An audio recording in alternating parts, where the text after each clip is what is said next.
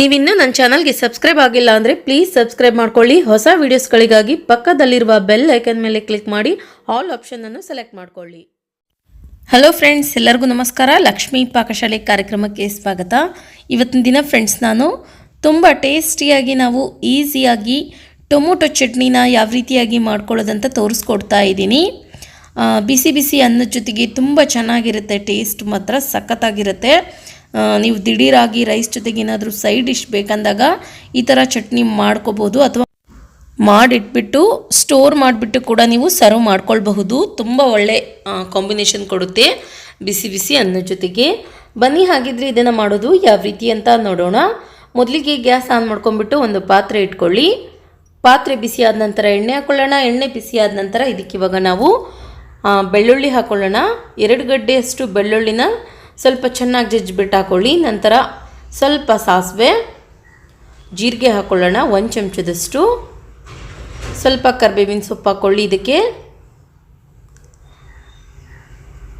ನಂತರ ಇದಕ್ಕೆ ಇವಾಗ ನಾವು ಹಸಿ ಮೆಣಸಿನ್ಕಾಯಿ ಹಾಕ್ಕೊಳ್ಳೋಣ. ಒಂದು 3 ರಿಂದ 4 ಉದ್ದುದ್ದಕ್ಕೆ ಹೆಚ್ಚಿಬಿಟ್ಟು ಇದನ್ನ ಇವಾಗ ಒಂದ್ಸಲ ಚೆನ್ನಾಗಿ ಮಿಕ್ಸ್ ಮಾಡ್ಕೊಳ್ಳಿ.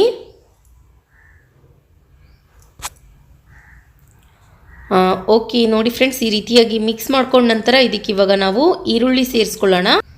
ಈರುಳ್ಳಿ ಹಾಕಿದ ನಂತರ ನೋಡಿ ಚೆನ್ನಾಗಿ ಇದನ್ನು ಫ್ರೈ ಮಾಡ್ಕೊಳ್ಳಿ ಒಂದ್ಸಲ. ಈರುಳ್ಳಿ ಸ್ವಲ್ಪ ಬಾಡಿಸ್ಕೊಳ್ಬೇಕು ಚೆನ್ನಾಗಿ, ಹಸಿ ವಾಸನೆ ಹೋಗಿಬಿಟ್ಟು.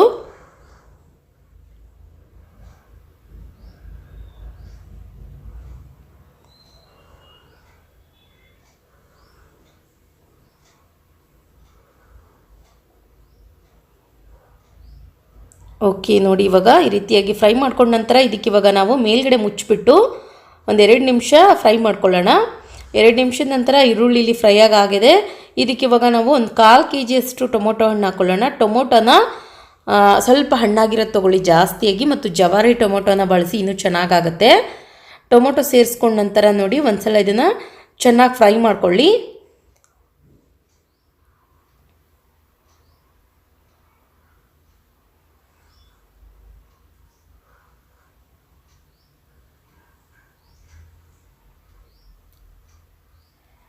ನಂತರ ರುಚಿಗೆ ತಕ್ಕಷ್ಟು ಉಪ್ಪು ಹಾಕ್ಕೊಳ್ಳಿ ಇದಕ್ಕೆ. ಇವಾಗ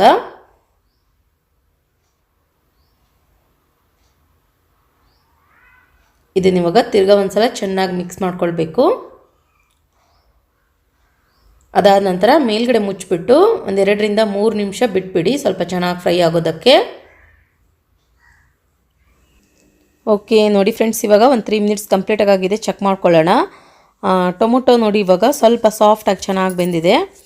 ಪೂರ್ತಿ ಏನು ಬೇಯೋ ಅವಶ್ಯಕತೆ ಇಲ್ಲ, ಇಷ್ಟು ಬೆಂದರೆ ಸಾಕು. ಇದಕ್ಕೆ ಇವಾಗ ನಾವು 1 ಚಿಟಿಕೆಯಷ್ಟು ಅರಿಶಿನ ಪುಡಿ, ಅರ್ಧ ಚಮಚದಷ್ಟು ಧನಿಯಾ ಪೌಡರ್, ಅರ್ಧ ಚಮಚದಷ್ಟು ಗರಂ ಮಸಾಲ, 1.5 ಚಮಚದಷ್ಟು ಅಚ್ಚಕಾರದ ಪುಡಿ ಸೇರಿಸ್ಕೊಳ್ಳೋಣ.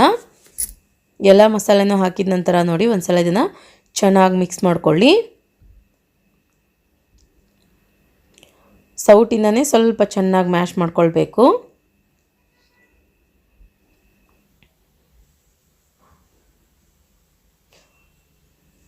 ನಮ್ಮ ಕಡೆ ಇದಕ್ಕೆ ಟೊಮೊಟೊ ಚಟ್ನಿ ಅಂತಾರೆ, ಮತ್ತು ಕೆಲವೊಂದೂರ ಕಡೆ ಗೊಜ್ಜು ಕೂಡ ಅಂತಾರೆ, ಟೊಮೊಟೊ ಗೊಜ್ಜು. ಇದು ನಿಮಗೆ ನೋಡಿ ತಿರ್ಗಾ ಮೇಲ್ಗಡೆ ಮುಚ್ಚಿಬಿಟ್ಟು ಒಂದು 5 ನಿಮಿಷ ಬೇಯಿಸ್ಕೊಳ್ಳೋಣ. ಪೂರ್ತಿ ಕಡಿಮೆ ಉರಿಯಲ್ಲಿಟ್ಬಿಟ್ಟು ಬೇಯಿಸ್ಕೊಳ್ಳಿ. ಒಂದು 5 ನಿಮಿಷ ಕಂಪ್ಲೀಟಾಗಿ ಆಗಿದೆ. ಚೆಕ್ ಮಾಡ್ಕೊಳ್ಳೋಣ. ನೋಡಿ ಇವಾಗ ಪರ್ಫೆಕ್ಟಾಗಿ ಇಲ್ಲಿ ಟೊಮೊಟೊ ಚಟ್ನಿ ರೆಡಿಯಾಗಿದೆ. ಇದಕ್ಕೆ ಫ್ರೆಂಡ್ಸ್ ಒಂದು 2 ಚಮಚದಷ್ಟು ಬೆಲ್ಲ ಅಥವಾ ಸಕ್ಕರೆ ಸೇರಿಸ್ಕೊಳ್ಳಿ. ಓಕೆ ನೋಡಿ ಫ್ರೆಂಡ್ಸ್, ಇವಾಗ ಪರ್ಫೆಕ್ಟಾಗಿ ಇಲ್ಲಿ ರೆಡಿಯಾಗಿದೆ. ಕೊನೆಯದಾಗಿ ಸ್ವಲ್ಪ ಕೊತ್ತಂಬರಿ ಸೊಪ್ಪು ಹಾಕ್ಕೊಳ್ಳಿ. ಕ್ಲೀನಾಗಿ ವಾಶ್ ಮಾಡಿ ಕಟ್ ಮಾಡ್ಕೊಂಡ್ಬಿಟ್ಟು